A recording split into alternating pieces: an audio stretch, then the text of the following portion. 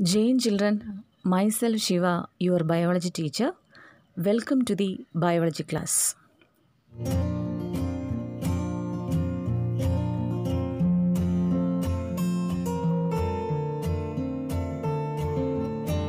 Today we are going to study second chapter in unit first, sexual reproduction in flowering plants.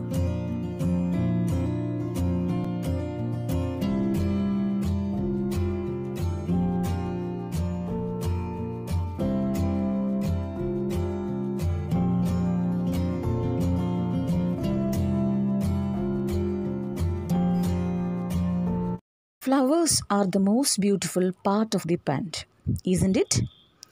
You all know that flowers are not present only to the beauty to the plant, they are in fact the reproductive part of the plant. In this chapter, we can study the different parts of a flower which meant for sexual reproduction. For that, we can take the LS of a typical flower. Typically, the flower has four whorls: calyx, corolla, androecium, and gynoecium. The outermost whorl of a flower is calyx, which consists of sepals. They are green leaf-like structures. The function of calyx is to protect flower in its bud stage. Next comes corolla, which consists of soft, attractive petals. Androecium, which is the male reproductive part of a flower. Androecium consists of stamen. The number of stamen may vary from species to species. Each stamen has two parts, a bilobed tippy top portion called anther and a long slender stalk called filament. Gynoecium is the female reproductive part of a flower. It consists of stigma, style, ovary. Stigma is the topmost portion where the pollen grains are landed. Style is a long tube and ovary is a basal flask-shaped structure. So these are the parts of a typical flower. Next, we can study the male and female reproductive parts of a flower.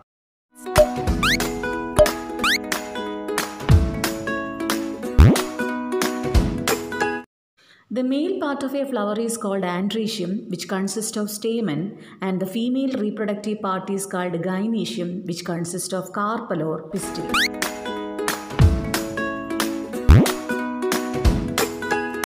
Male reproductive part, it consists of two parts. They are filament and anther. Filament is the long slender stalk and anther is terminal bilobe structure.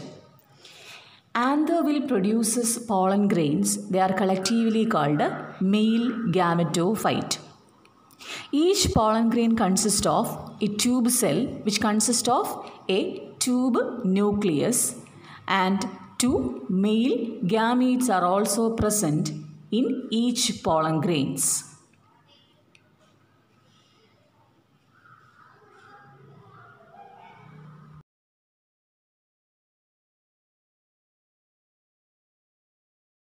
Male reproductive part, that is carpel or pistil. Each carpel or pistil has three portions. The terminal top part of the carpel is called stigma, where the pollen grains are landed. And stigma is supported by style, which is a long tube-like structure. And base part of the carpel is called ovary. It consists of ovules. Ovules are otherwise called megasporangium. It consists of the female gamete called egg.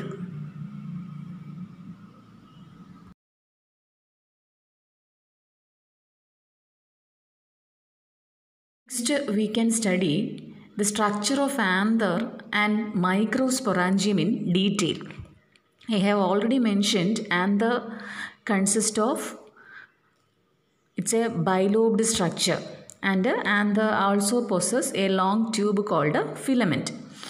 When we are observing the dorsal side of the anther, there you can see a sterile tissue which is an extension of the filament, and that sterile tissue is called a filament. Here you can see in yellow color, and actually this is a sterile tissue and this is an extension of filament which connects the two anther lobes. A typical angiosperm anther is a bilobed structure. There we can see two lobes.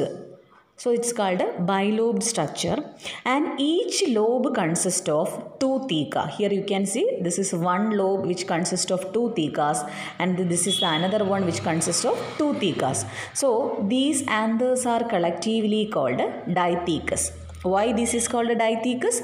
Because in angiosperm anther usually it is bilobe and each lobe consists of two theca. So this is called a dithecous.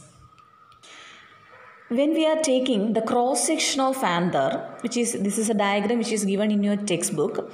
Here you can see when we are taking the cross section, there 4 microsporangia can be seen. Microsporangia is otherwise called a pollen sac. Microsporangia is otherwise called a pollen sac. So here we can see 2 pollen sac. Here also we can see 2 pollen sac. And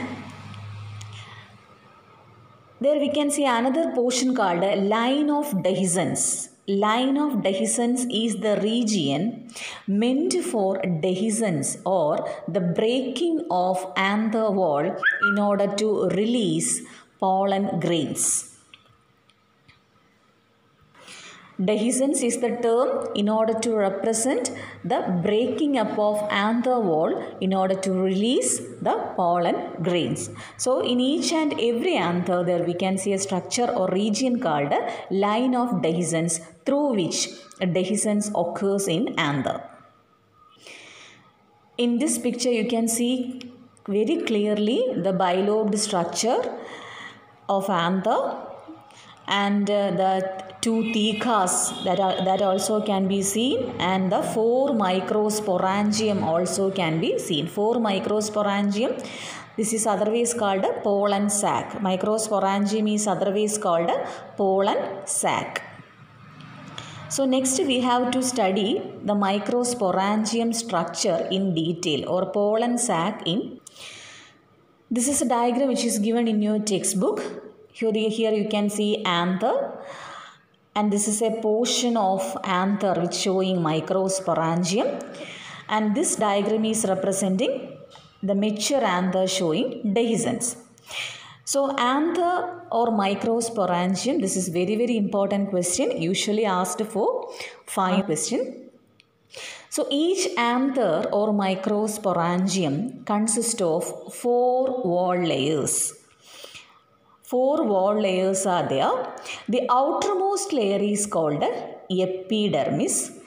Next to epidermis, another layer is called endothecium. After endothecium, there we can see middle layers. Here you can see it is labeled as middle layers. So middle layers, that means more than 1 layers are present as middle layers. So epidermis is the outermost layer. Second one is endothecium. After endothecium, 2 or 3 middle layers are present. And innermost layer is called tapetum. The innermost layer of anther or microsporangium is called tapetum. Inner to the tapetum, there we can see microspore mother cells, which are labeled as microspore mother cell. Actually, these microspore mother cells are present inside the young anther as sporogenous tissue. So in anther, there we can see sporogenous tissue. That sporogenous tissue converted to microspore mother cells. Here you can see the cross section of the stamen that showing different wall layers and microsporangium.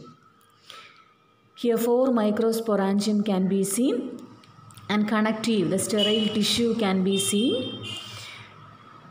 And 4 microsporangium get surrounded by 4 wall layers.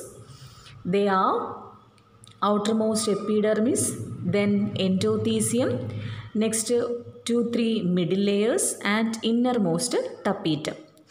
See, the outermost 3 layers are meant for protection, and innermost tapetum is giving nourishment to the developing microspores. The tapetum cells are differ from other 3 layers by possessing dense cytoplasm and more than one nucleus.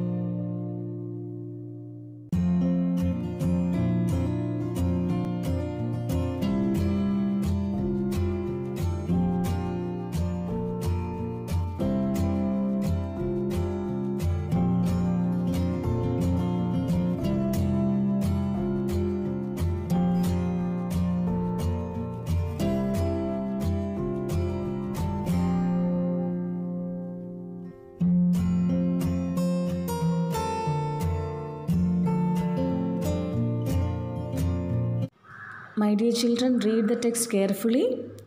For the clarification of the doubt, you can contact the teacher. Hope you understood all these things. Thank you.